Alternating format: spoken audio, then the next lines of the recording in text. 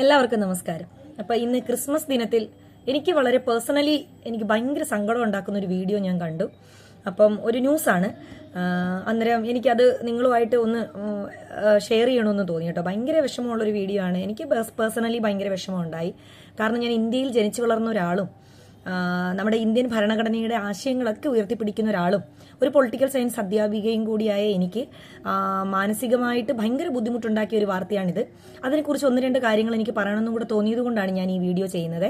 ആദ്യം ആ ന്യൂസ് ഞാൻ നിങ്ങൾക്കൊന്ന് കാണിച്ചു തരാം. അലങ്കാരങ്ങൾ അടിച്ചു തകർത്തു. നിർബന്ധിത മതപരിവർത്തനത്തിനെതിരായ ബന്ദിനിടെയാണ് ആക്രമണം. റായ്പൂരിൽ മാളിലെ ക്രിസ്മസ് അലങ്കാരങ്ങളും സാന്താക്ലോസ് രൂപങ്ങളും അടിച്ചു തകർത്തു. ഇന്നലെയായിരുന്നു സർവ്വ ഹിന്ദു സമാജ് പ്രഖ്യാപിച്ച ബന്ദ്. അതിനിടെ ഉത്തർപ്രദേശിലെ ബറേലിയിൽ ക്രിസ്ത്യൻ പള്ളിക്ക് മുന്നിൽ ഹനുമാൻ ചാലീസ ചൊല്ലി. തീവ്ര ഹിന്ദു സംഘടനകളാണ് പോലീസുകാരുടെ സാന്നിധ്യത്തിൽ ഹനുമാൻ ചാലീസ ചൊല്ലിയത്. മനുഷ്യത്വത്തെ പ്രാന്താണ്.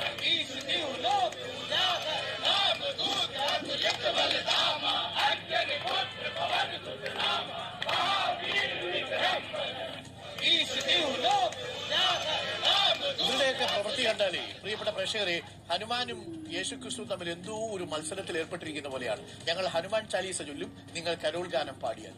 ഒന്ന് ആലോചിച്ച് നോക്കി, ഹനുമാനെക്കാളും ജീവനോടുണ്ടായിരുന്നെങ്കിൽ ഇവരെ എന്ത് ചെയ്യുമായിരുന്നു? പ്രിയപ്പെട്ടവരെ, ആദിൽ പാലോട് ന്യൂസ് കൂടുതലായിട്ട് ഞാൻ കാണിക്കുന്നില്ല. റിപ്പോർട്ടർ അവിടെ നിന്ന് ചേരുന്നുണ്ട്. അതിന്റെ വിശദാംശങ്ങളൊക്കെ പുള്ളി പറയുന്നുണ്ട്. ഞാനത് കേട്ടതിന്റെ അടിസ്ഥാനത്തിൽ ഒന്ന് രണ്ട് കാര്യങ്ങൾ പറയാം. ശ്രീ അരുൺ പറഞ്ഞത് തന്നെയാണ് എനിക്കും പറയാനുള്ളത്. ഇത് ഹനുമാനും ഈ അടിച്ചു തകർക്കലൊക്കെ കണ്ടു കഴിഞ്ഞാൽ നമുക്ക് പേഴ്സണലി തോന്നുന്നൊരു കാര്യം ഇതാണ്, ഇനി യേശുക്രിസ്തു ഹനുമാനും തമ്മിൽ എന്തെങ്കിലും വൈരാഗ്യം ഉണ്ടോ എന്ന്. കഷ്ടമാണ്. എൻ്റെ വീഡിയോ കാണുന്ന എനിക്ക് ചിലപ്പോഴെങ്കിലും ചില കമന്റുകളൊക്കെ ഇടുന്ന എൻ്റെ കേരളത്തിലുള്ള BJP സുഹൃത്തുക്കളോടാണ് എനിക്ക് ചോദിക്കാനുള്ളത്. നിങ്ങളൊക്കെ അല്ലെങ്കിൽ ഹിന്ദുക്കളോടാണ് എനിക്ക് പറയാനുള്ളത്. നിങ്ങളൊക്കെ ഇത് കണ്ടിട്ട് എന്താണ് പറയുന്നത്? ഇവിടെ ന്യൂനപക്ഷങ്ങളൊന്നും വേണ്ടേ? ഇവിടെ ഇസ്ലാം മതത്തിലും ക്രിസ്തു മതത്തിലും വിശ്വസിക്കുന്ന പിന്നെ നിങ്ങൾ ഭൂരിപക്ഷമാണ്, ന്യൂനപക്ഷമായി നിൽക്കുന്ന ഞങ്ങളൊന്നും ഈ രാജ്യത്ത് വേണ്ടെന്ന് തന്നെയാണോ നിങ്ങളുടെയൊക്കെ നിലപാട്?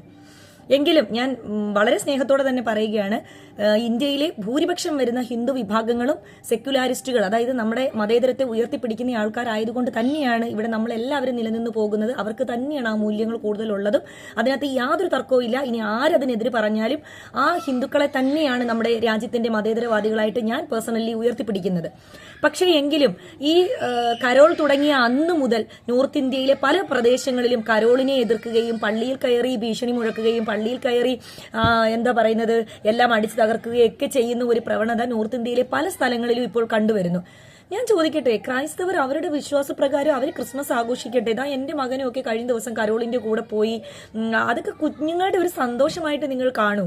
അവിടെ നമ്മുടെ ഭയങ്കര വിശ്വാസം നമ്മൾ അടിയുറയ്ക്കുന്നില്ല. ആ ഒരു സന്തോഷത്തെ അല്ലെങ്കിൽ കൊച്ചുങ്ങൾ കാണിക്കുന്ന ആ ഒരു കാര്യത്തിനെയൊന്നും ഒരു വിശ്വാസവും, ഇപ്പൊ ഹനുമാനാവട്ടെ രാമനാവട്ടെ, ഒരു വിശ്വാസങ്ങളും ഒരിക്കലും എതിര് പറയുന്നില്ല.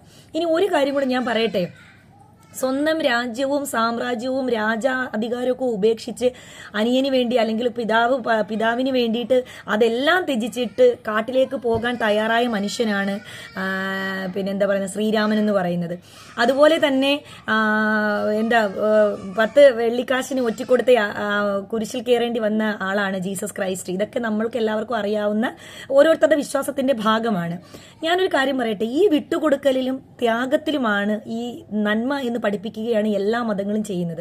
അപ്പം നിങ്ങൾക്ക് എന്തുകൊണ്ടാണ് ഈ ഒരു വിട്ടുകൊടുക്കൽ മനോഭാവം ഇല്ലാത്തത്? മറ്റൊരാളെ മോശക്കാരായിട്ട് അധിക്ഷേപിക്കുമ്പോൾ നമ്മളിവിടെ എന്തോ വലിയ സംഭവമാവുമെന്ന് ഉള്ള തെറ്റിദ്ധാരണ നിങ്ങൾക്ക് ആരാണ് പറഞ്ഞു തന്നത്? വളരെ വേദനയോടെയാണ് ഞാൻ ചോദിക്കുന്നത്. നിങ്ങൾക്കൊരു 5 പള്ളികൾ തകർക്കുമ്പോൾ സ്വർഗത്തിൽ എന്തെങ്കിലും കൂടുതൽ തരാമെന്ന് ഈ ഹനുമാനോ ശ്രീരാമനോ അല്ലെങ്കിൽ എന്താ പറയുക ശ്രീകൃഷ്ണനോ അല്ലെങ്കിൽ ബ്രഹ്മാവോ നിങ്ങൾ വിശ്വസിക്കുന്ന ഏതെങ്കിലും ദൈവങ്ങളോ രാമായണത്തിലോ മഹാഭാരതത്തിലോ ഗീതയിലോ നിങ്ങൾ വിശ്വസിക്കുന്ന ഏതെങ്കിലും ഗ്രന്ഥത്തിലോ അങ്ങനെ എഴുതി വെച്ചിട്ടുണ്ടോ? മനുസ്മൃതിയിൽ ഉൾപ്പെടെ. എന്റെ സംശയമാണ് ഞാൻ ചോദിക്കുന്നത്. ദയവായിട്ട് ഈ നിർബന്ധിത മതപരിവർത്തനം എന്ന് പറഞ്ഞിട്ടാണ് നിങ്ങൾ അവിടെ പ്രശ്നങ്ങളൊക്കെ ഒരുപാട് ഉണ്ടാക്കിക്കൊണ്ടിരിക്കുന്നത്. അതിന്റെ പേരിലാണ് ഇന്ന് അവിടെ ഒരു ഹർത്താൽ കൂടി നടത്തുന്നത്. ഈ നിർബന്ധിത മതപരിവർത്തനം എന്ന് നിങ്ങൾ പറയുന്നു. ഇപ്പൊ ഞാൻ ചെറുപ്പം മുതൽ ഇസ്ലാം മതത്തിൽ വിശ്വസിച്ച് വരുന്ന ഒരാളാണ്. എനിക്കിപ്പോ ഈ മതത്തിൽ നിൽക്കാൻ താല്പര്യമില്ല, ഞാൻ വേറൊരു മതത്തിൽ വിശ്വസിക്കുന്നു, അല്ലെങ്കിൽ എനിക്ക് ഒരു മതത്തിലും താല്പര്യമില്ല എന്ന് ഞാൻ പറഞ്ഞു പോകുന്നത് അത് എനിക്ക് തികച്ചും ഇന്ത്യൻ ഭരണഘടന നൽകുന്ന എന്റെ വിശ്വാസ സ്വാതന്ത്ര്യത്തിൽ പെടുന്ന കാര്യമാണ്. ഞാൻ അങ്ങനെ ചെയ്തു പോവുകയാണെങ്കിൽ നിങ്ങൾ എന്തിനാണ് അവരുടെ ഇഷ്ടത്തിന് പോയി ജീവിക്കട്ടെ. ഓരോ വ്യക്തികളും ഇവിടെ ഓരോ വ്യക്തിത്വത്തിന് ഉടമയാണ്. അവരുടെ കുടുംബം വേറെന്തോ ആയിക്കോട്ടെ, ഞാൻ വേറൊരാളാണ്. പക്ഷെ ദയവായിട്ട് ഈ മതം മാറിപ്പോകുന്നവരോട് ഒന്ന് പറയാനുള്ളത്, നിങ്ങൾ ഏത് മതത്തിലാണോ ഇത്രയും നാൾ ജീവിച്ചു വന്നത്, നിങ്ങളുടെ അച്ഛനും അമ്മയും കുടുംബവും ഒക്കെ ഏത് മതമാണോ അതിനെ ആക്ഷേപിച്ചിട്ടല്ല നിങ്ങൾ മറ്റൊരിടത്തേക്ക് പോകേണ്ടത്.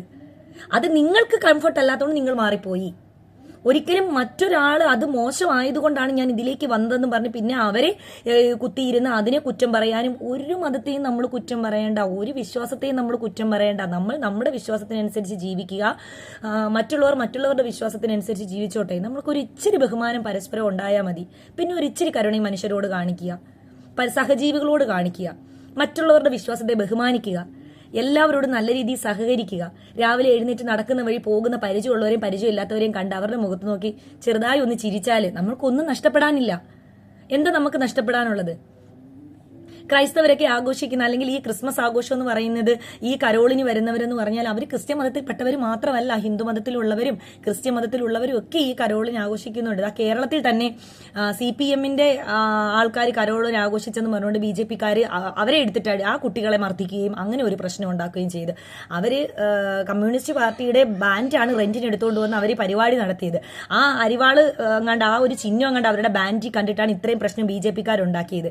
എന്റെ BJP സുഹൃത്തുക്കളോട് ഞാൻ പറയാം, നമ്മുടെ കേരളത്തിലുള്ളവർക്കെങ്കിലും കുറച്ച് മൂല്യവും മര്യാദയും മാന്യതയും നമ്മുടെ വിദ്യാഭ്യാസത്തിന്റെ ഒരു സംസ്കാരവും അതുപോലെ തന്നെ എന്താ പറയുക, നമ്മുടെ ഒരു സഹകരണ മനോഭാവവും ഒക്കെ നമ്മൾ ഇതിനകത്തൊക്കെ കാണിക്കണം കേട്ടോ, ദയവായിട്ട്. കാരണം നമ്മൾ സാക്ഷരതയിൽ ഒന്നാമത് നിൽക്കുന്ന സംസ്ഥാനമാണ് കേരളം. സംസ്കാരത്തിന്റെ കാര്യത്തിൽ ആ ഒന്നാമത് നമ്മൾ എത്തണം. അല്ലാതെ ഏറ്റവും പിന്നിലേക്ക് പോകുന്ന അവസ്ഥയിലാണ് ഇപ്പം നമ്മൾ കണ്ടുകൊണ്ടിരിക്കുന്നത്. ഞാൻ പറഞ്ഞല്ലോ, എന്റെ വിശ്വാസം എന്റേത് മാത്രമാണ്, നിങ്ങളുടെ വിശ്വാസം നിങ്ങളുടേതേയും. എല്ലാ ദൈവങ്ങളും വിട്ടുകൊടുക്കലിന്റെയും അല്ലെങ്കിൽ അല്ലെങ്കിൽ വളരെ സൗഭാഗ്യപരമായിട്ട് മറ്റുള്ളവരെ അടിച്ചമർത്തി മറ്റുള്ളവരെ കൊന്നു കളഞ്ഞ് ജീവിക്കാന്ന് ഒരു മതവും പഠിപ്പിക്കുന്നില്ല. മറ്റുള്ളവരെ മൊത്തം ഉപേക്ഷിച്ചിട്ട് നിങ്ങൾ മാത്രം ഇവിടെ നിലനിൽക്കുന്നു. അത് ഓരോ ഇസങ്ങളാണ്. ചില വ്യക്തികളും ചില സംഘടനകളും ചില ഗ്രൂപ്പുകളും മാത്രം ഉണ്ടാക്കിയെടുത്തതാണ്. അല്ലാതെ ഖുർആനോ ബൈബിളോ ഗീതയോ ഒന്നും അങ്ങനെയല്ല. നിങ്ങൾ എടുത്തുകൊണ്ട് വരുന്ന ഖുർആനിലെ ആയത്തുകളും പലതും ഓരോ സാഹചര്യത്തിന്റെ പേരിൽ അന്നിറക്കിയതാണ്. 1400 വർഷങ്ങൾക്ക് മുമ്പ് ഇറങ്ങിയതാണ് ഈ ഖുർആൻ എന്ന് പറയുന്നത്. അത് ഈ കാലഘട്ടത്തിൽ അയൽവാസിയുടെ വെട്ടം കയറാതെ അവനെ കൊന്നുകളയുക, അയൽവാസിയുമായിട്ട് സഹകരിക്കാതിരിക്കുക, അയൽവാസി കൊടുത്തരുന്ന ആഹാരം കഴിക്കാതിരിക്കുക. നിങ്ങൾ എന്താണ് ഇതിൽ നിന്ന് ഉദ്ദേശിക്കുന്നത്? എന്റെ പ്രിയപ്പെട്ട സുഹൃത്തുക്കളെ, വളരെ സ്നേഹത്തോടെയും സന്തോഷത്തോടെയും നമ്മൾ ഇന്ത്യയിൽ അല്ലെങ്കിൽ എല്ലാ രാജ്യത്തുള്ള ക്രിസ്ത്യാനികളിൽ നിന്ന് ക്രിസ്മസ് ആഘോഷിക്കുന്നു. നമ്മളും അതിനകത്ത് പങ്കുചേരുന്നു. നമ്മളും അവരുടെ ആഘോഷങ്ങളെ വളരെ ബഹുമാന പുരസ്കാരവും വളരെ സന്തോഷത്തോടു കൂടി നമ്മൾ കാണുന്നു. അവർക്കെല്ലാം ഒരു വിഷയം അയക്കുന്നു. ഇതൊക്കെ ഒരു സന്തോഷമാണ്, ഒരു പരസ്പര സഹകരണമാണ്. അല്ലാതെ ഒരു വിശ്വാസവും മാറിയിട്ട് ഇപ്പം ഞാൻ ക്രിസ്മസിന്റെ ഒരു ആശംസ അയച്ചു കഴിഞ്ഞാൽ ഞാൻ ക്രിസ്ത്യാനിറ്റിയിൽ വിശ്വസിക്കുന്നു എന്നല്ല. ക്രിസ്ത്യാനിറ്റിയിൽ വിശ്വസിക്കുന്നവരെ ഞാൻ റെസ്പെക്ട് ചെയ്യുന്നു, അത് അവരുടെ വിശ്വാസം.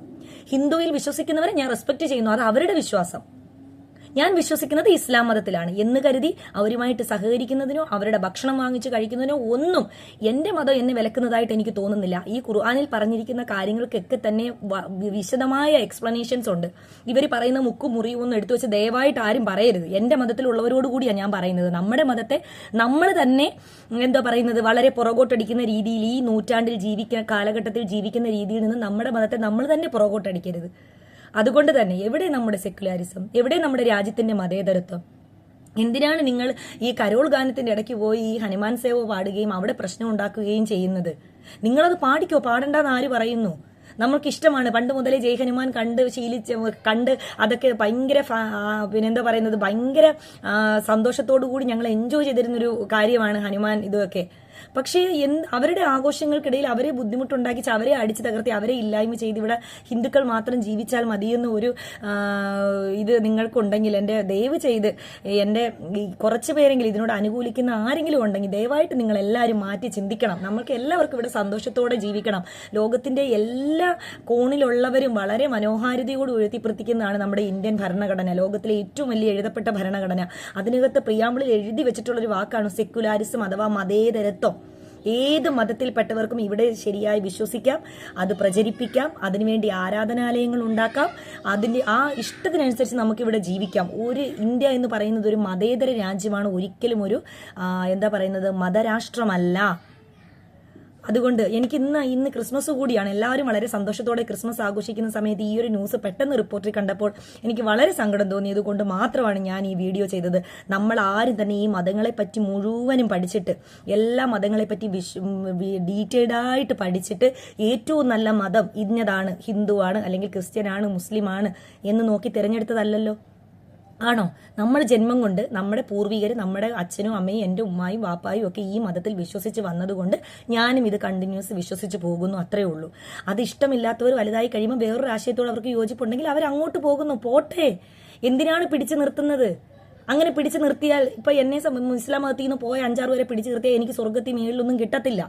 എൻ്റെ ജീവിതവും എൻ്റെ പ്രവൃത്തികളും എൻ്റെ കാര്യങ്ങളും മാത്രമാണ് പടച്ചവൻ നോക്കുന്നത്. എന്നിലേക്കാണ് നോക്കുന്നത്, എൻ്റെ ഹൃദയത്തിലേക്ക്. എൻ്റെ ഹൃദയം എങ്ങനെയാണെന്ന്.